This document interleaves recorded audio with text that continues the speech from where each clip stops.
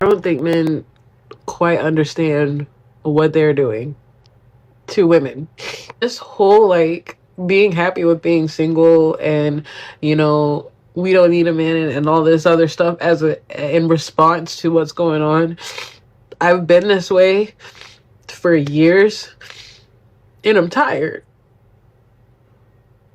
I'm really tired and I don't think that it's weak to crave human connection and to want to tear my walls down and to want to love.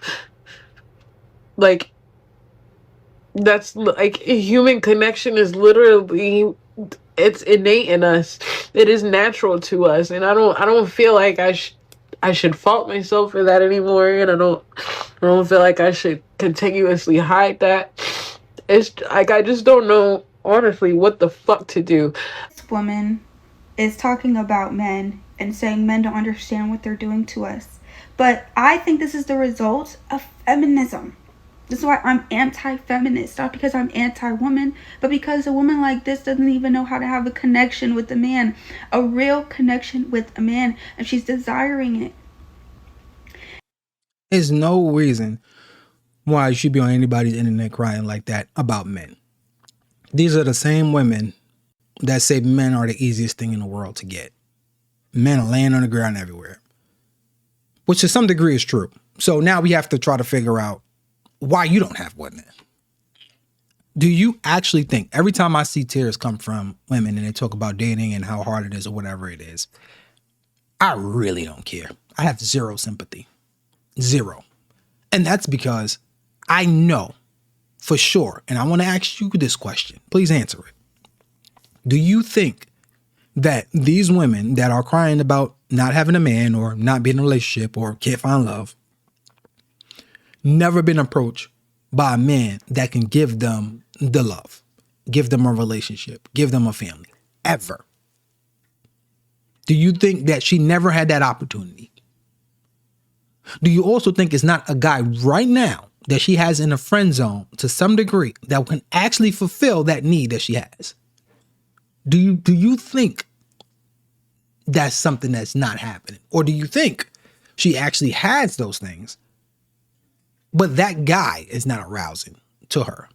This is not to say that women are supposed to just be with men that they're not aroused by. It's to say that the things that women are aroused by are not good. So you need to figure that out as a woman, that why the things that are not good for you are the things that you are aroused by. Once you change that, then you can go and get a man.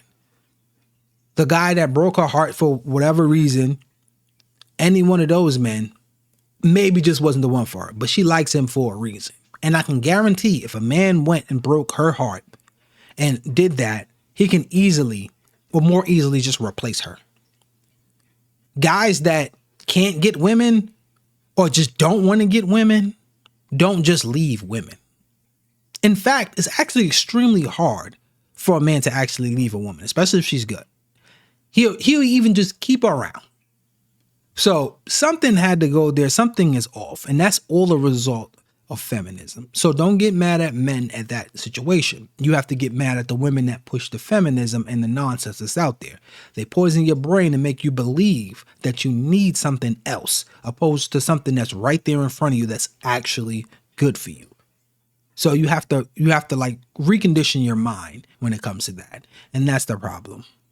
And she's probably going to the places where men are the most broken, hookup culture, right? They're going into hookup culture to get a dopamine release from a woman that probably broke his heart prior and he has no intentions of being in a relationship. Okay? Men don't even have nothing to fight for. They used to fight for loyalty. You know, they used to fight because their woman was loyal and she made him feel like a man and she made him feel purposeful. Now men are killing themselves and women are on antidepressants, and you can see this from this video. This woman is depressed, and a lot of women are. Yeah. And women are getting their heart broken because they're getting wrapped up into hookup culture, just giving away their bodies. We were not meant to do that. 100%. And the fact that the women that say that they're pro women and how the men that say the opposite are not for women are the ops. Those are the women that you know that don't really like women, because there's no way you can like women and allow that to happen. I seen something where it was one of those obese shows, one of those 600-pound life type of shows. And the family, it was the mother and her 2 kids. She had 2 fat kids, and the fat kid was, I forget how much they said. I think the boy was like around 200 pounds and he was probably like 7, I think. I believe that.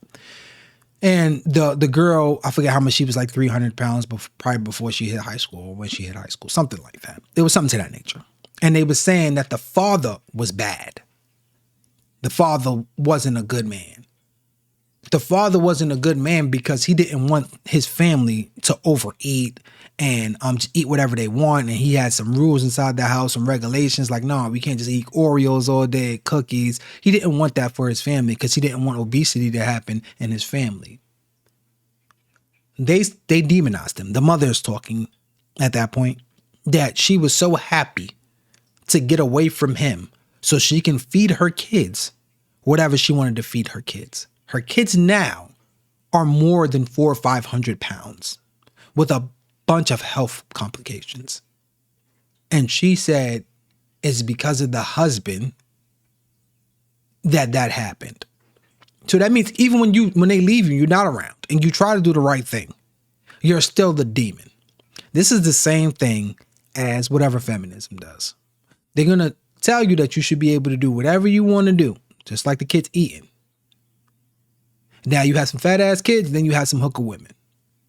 That is never going to come out good down the line because they always revert back to their natural thing. But by the time you go back to it, it's pretty much done, especially for the men of quality that you actually want. They can read that and they'll be like, no, you'll only get a cornball. You only get a man that is not good. So when it comes to that, like Portia Williams, she dated, yeah, he had money, but he still was a cornball. And then it was a whole bunch of things that happened. And she ended up leaving him, of course. And I said that was going to happen from a long time ago because that it just doesn't mix.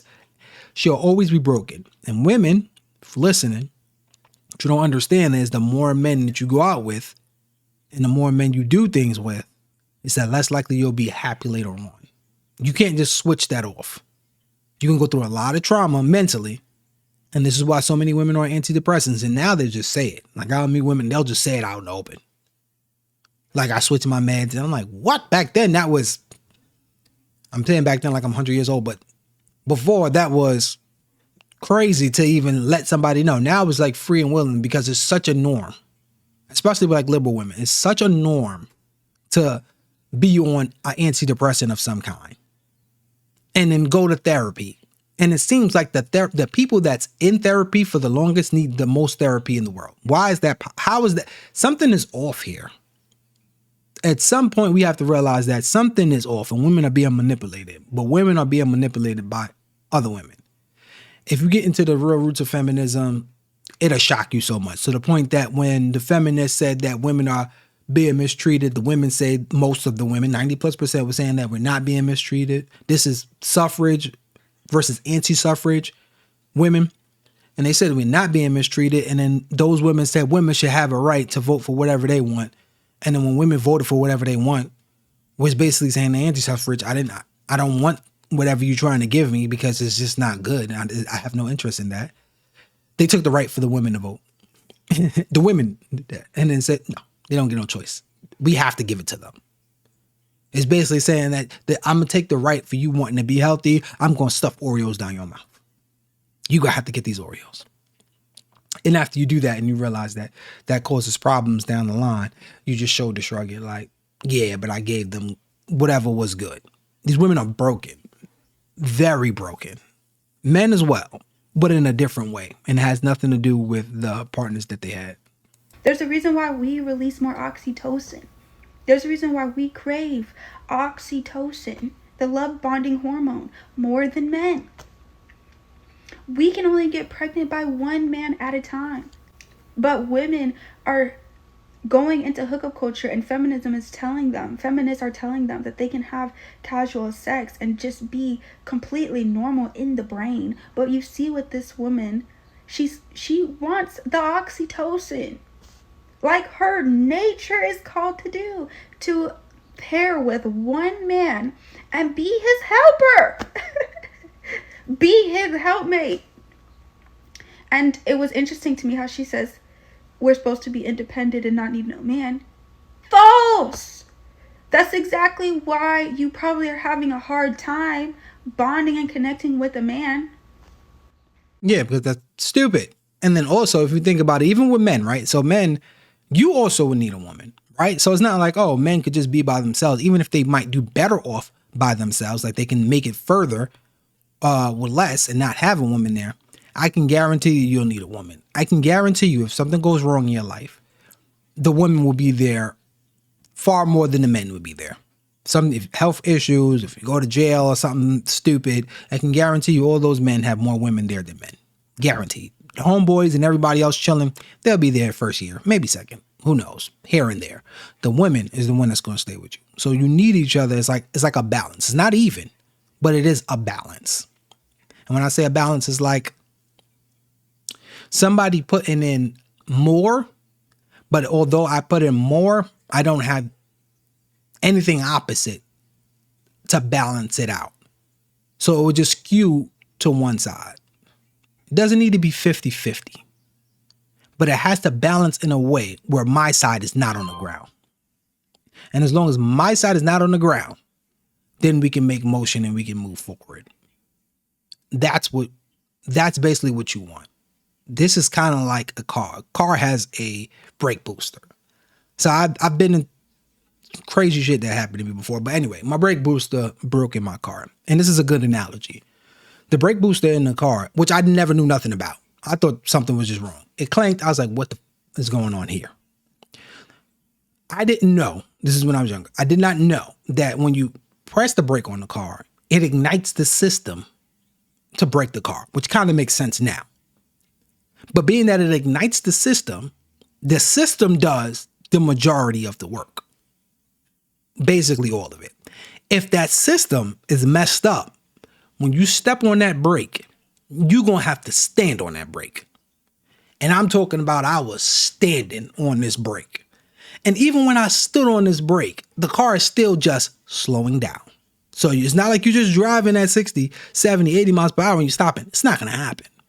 You're really driving really slow. You're going 20 miles an hour and you have to stop down the block to then move up and then come to a complete stop. So you're stopping way before because the brake booster is broken. The brake booster does most of the work. That's the man. But the car's still not going to stop unless somebody presses the brake. Even if the brake booster is perfect, that would be the woman. So although they do completely, as far as the percentage of stopping the car, the brake booster does most of the work. You're not really doing much. They still have to balance each other out because one is going to need the other in order for the system to actually ignite and actually work. So that's when I say it has to be balanced, but it doesn't have to be even. Because he needs to feel like a man with you. A woman that makes a man feel like a man, purposeful, useful in her life, he loves her. A woman that doesn't need a man and can do everything a man can do is not a complimentary helper to a man. You're not complimentary. You're trying to be just like him, and it comes way too competitive. Do you understand what I'm saying? That's why she's having sex and she's just stuck in situationship, because he's not looking at her as she has traits that would help me become better. No! You're just for a good time. And this is what happens when women give their body and they use their sexuality. You end up becoming placed in a box where you're just there for a good time instead of a wife. Yeah, see, the problem with that is she said something that I just don't like. And I heard it too many times where she said, make him feel like a man. What does that mean? for you to make him, and that's a big problem right there. And it may seem small, but it's a huge problem when you think you make a man feel like a man. What if a guy be like, I'm gonna make you feel like a woman? Wouldn't that just sound like you talking to a transgender? Like you're not actually that. It's kind of like you're not accepting exactly who I am, but you're going to act in a certain way to make me feel that way. So when you say, make him feel like a man, it's like, yeah, I don't really respect you. So I have to do certain things to make you feel like you have respect. So you can feel a little macho, so you can do your job. But it's not real respect. Something in there just doesn't seem right. No, you don't hear a man say that. In fact, you would hear a man to say, like, if I do something for a woman, I'm going to allow her to be a woman, a nice feminine woman. I'm just allowing her to have the space to do as she needs to do, where she doesn't have to struggle in another way. Because if I don't do that, then I can't allow her to just be a feminine woman, because now she has to go do other things. Now, I'm going to make her feel like she's a woman. So I have to make her feel like that's just weird to me. If I'm off about that, you let me know. I think that's completely weird, but maybe it's just me. You let me know how you feel about a woman saying to make you feel like you're a man. Who can edify, who makes him feel like a man, pushes him into purpose, and reminds him of his identity, not trying to take over his identity, not trying to take over his role because he's not doing it. No. This is your role, and I will not get in the way. Who knows, right, that she has to be covered. But if you walk around like you don't need to be, all right then, go on with your big bad self. If you don't act like you're the weaker vessel that needs a man to marry her, because she is the carrier of life, she's going to birth babies, so she's not going to just go around and have sex with whoever. And she's there to be a helper of man, not try to be like a man. All right, then a man will see you as that. All right, then. You're right. You do deserve to be married. You do deserve to be covered. You do deserve to be taken care of. But if you act like you don't, then you don't. You're living out your own subconscious.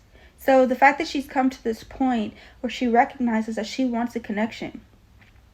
Instead of playing victimhood that it's men, ask yourself what it is about me that's keeping me in the box of not being a compatible partner to man. That's what anti-feminists believe in. We believe in how do we become better for our men.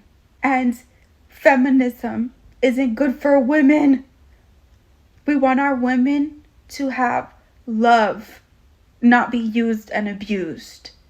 Yeah, and I think feminism 100% uses and abuses women. Women are way worse off now with feminism. It's the idea of freedom. Women drives. Do you know that women drive most of America's GDP? You give women a credit card or loans or anything like that, they drive most of the consumer products. So I think the consumer products or consuming everything is about, I think 70% of the GDP. But women takes over about 70, 80% of all consumer decisions. Isn't that crazy? That's insane to say that. Women are used, and they're just used as a tool, and they're easier to get to. They're easy to get things. When you go out with a woman or anything like that, they'll buy something because it's sparkly. This looks nice. If you ever shop women, they always looking, they have to touch everything. Guys like in and out. It's very simple to shop with a man because he's scanning the whole entire place. He's not even really touching anything that he don't need. He just want to scan. Got it. Grab it, go. Women, nope, they got to touch, flip this, touch that. Oh, I need this. You don't know the amount of stuff that women buy that they say, you know what, I'm going to take this back. I'm like, you just bought that 2 hours ago. How did you change your mind that fast? And that's if they get the chance to take it back. Sometimes they just keep it back, whatever, and then try to figure out something about it. They always have to change stuff, do stuff. They spend far more money than men. So if you see a broke woman and you see a broke man, understand a broke man is broke because he's broke. He done spent up all his money and he don't have money. But if you see a broke woman, it's because she spent up all her money and spent up over somebody else's money. So she spent all hers, all his, and some more. Or she's just broke, because even a broke woman have more money than a broke man.